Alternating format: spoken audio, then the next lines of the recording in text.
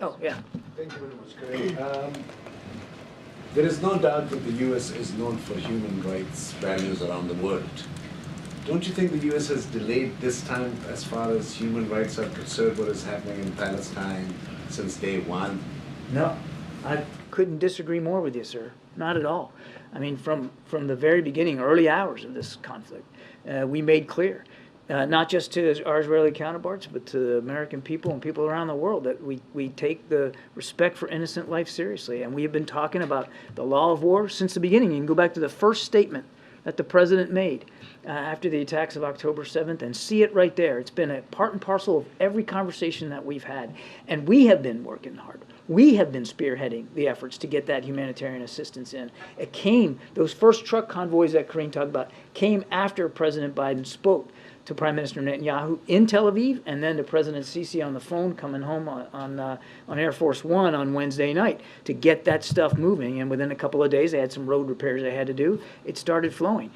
No, sir, we have been working the issue of human and civil rights and protection for innocent life since the very beginning, and that's not going to stop. And the rallies that happen in some of those countries, which are the allies of the United States, some of these rallies were in very huge numbers.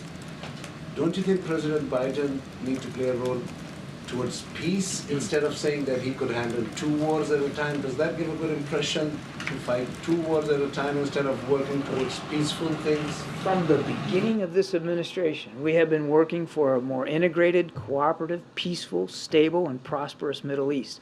And I'm not going to reiterate for you the list of accomplishments, but they're all there. I'm happy to send you an email with them. We have been working hard on trying to get the Middle East to be a more stable, prosperous region. That's not going to change. Now, obviously, you know, these attacks on October 7th were horrific, and the Israelis have a right and a responsibility to respond to those attacks.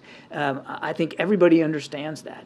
And so we also understand that the focus of countries in the region, particularly Israel, is going to be on that. It's our focus too, but that doesn't mean we're going to give up. It doesn't mean we're just going to walk away from it.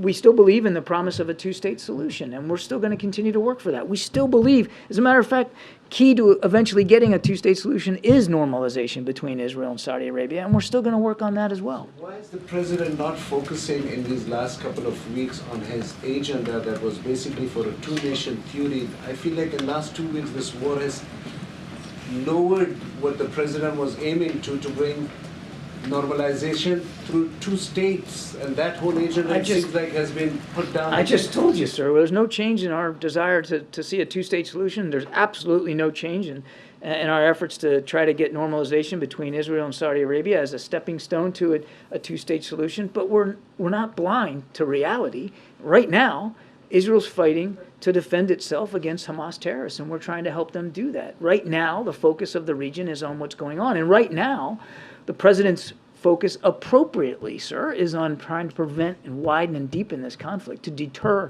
a larger war so that we can get back to the table and we can move forward on those key diplomatic steps. Thank you.